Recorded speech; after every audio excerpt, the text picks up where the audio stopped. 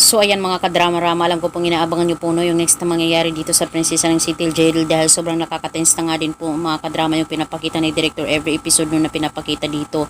At alam naman po natin mga kadrama na ngayon itong si Unsi nga po ay nakita nga po talaga niya itong si Divina na siya nga po talaga yung sumaksak dito kay Liliani, pati na nga din po talaga siguro dito kay Sherlyn ay pinagtatangkaan na nga din po talaga ni Divina yung buhay niya. At alam naman po natin mga kadrama na nakita nga po talaga ni Unsi na siya nga po talaga yung pumatay dito kay Ma'am Liliani. At alam naman po natin mga kadrama na ngayon ay frame up nga po talaga ni Divina ito nga pong si Charlene.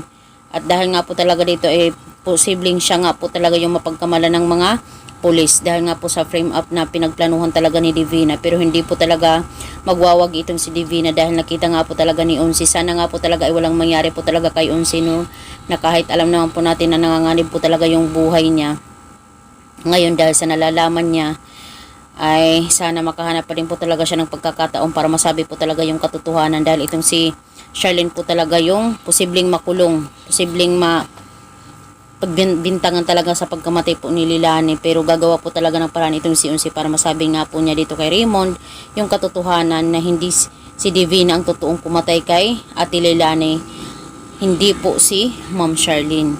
Dahil nga po talaga dito malaking tulong po ito kina Charlene itong si Unsi kung siya po talaga yung mag-witness sa kanyang nakita. At alam naman po natin na may CCTV nga din po doon At saka yung yung cellphone ni Liliani na 'di ba nung nag-away sila ni Divina ay talagang tumalsik yun.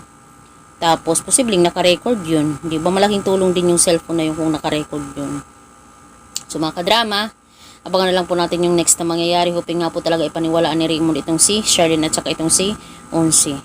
Diba? Sana malaman na po talaga nila o matuldukan na nila talaga yung mga panlilinlang talaga ni Divina or mga masasamang plano. So yun lang po mga kadrama. Maraming salamat agad sa palagi niyong panonood. Huwag niyo pong kalimutan na i-like, i-share, at i-subscribe yung aking channel para sa susunod na video mga kadrama is ma-update ko po kayo. Thank you so much for watching. Bye. Abangan na lang po natin yung next na mangyayari.